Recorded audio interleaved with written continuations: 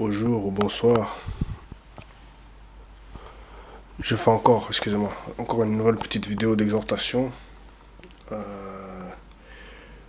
par la grâce de Dieu, que le Saint-Esprit nous guide pour nous exhorter cette journée ou ce soir, en fonction de quand vous regardez. J'ai pas préparé le message, mais je crois que l'Esprit va nous conduire encore. Parce que Dieu est fidèle. Dieu veut que nous nous sanctifions. Dieu veut que nous devenions de plus en plus sages. Nous allons prendre un verset dans la parole. Si vous voulez bien prendre vos Bibles, dans le livre de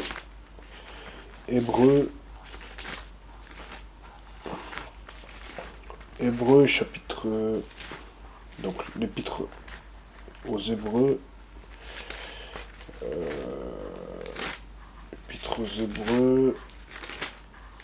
juste avant l'épître de Jacques, chapitre 12.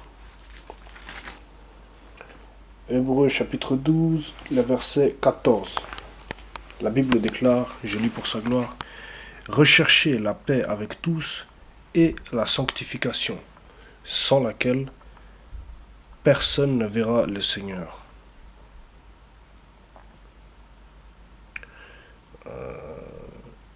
Donc c'est clair, Dieu veut que nous nous sanctifions et que nous soyons en paix avec tous, même avec nos ennemis.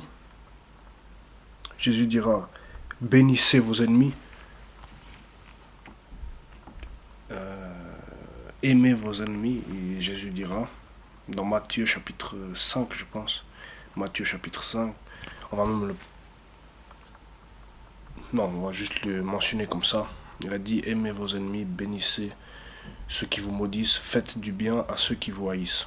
Nous les chrétiens, on doit aimer nos ennemis. C'est le commandement du Seigneur Jésus. Et rechercher la sanctification. Il nous arrive de pécher, mais il faut que nous nous repentions. C'est-à-dire, une fois que nous avons péché, nous demandons pardon. Nous identifions le péché et nous le confessons et nous nous repentons. C'est-à-dire nous faisons en sorte que ce péché s'annule, disparaisse de notre vie. Avec le temps, nous allons prendre Colossiens.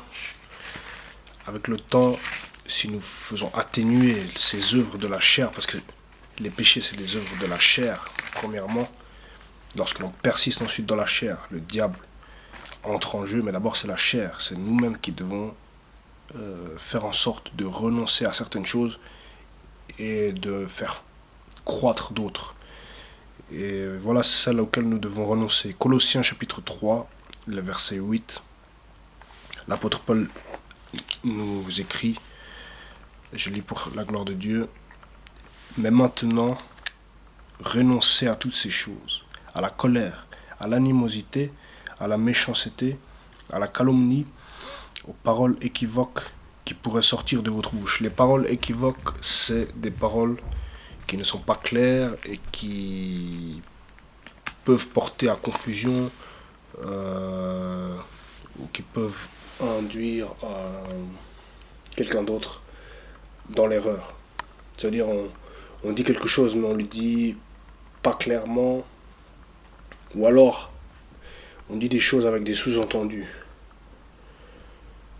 Moi personnellement je sais que j'ai pu le faire, dire des choses qui parfois ont été mal comprises par d'autres, notamment même par des chrétiens ou des chrétiennes, et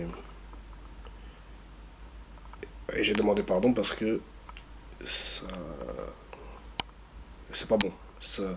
On ne doit pas être une occasion de chute pour notre frère ni pour notre soeur. Bien sûr, on n'est pas parfait, mais on doit à tout prix éviter. Surtout lorsque c'est par écrit et qu'on a la possibilité de réfléchir à ce qu'on va transmettre comme message. Puisque lorsqu'on écrit, c'est pas comme lorsqu'on parle, on a le temps de réfléchir, de penser avant d'écrire, par exemple, un message, un texto, ou bien sur Messenger, etc. Donc voilà.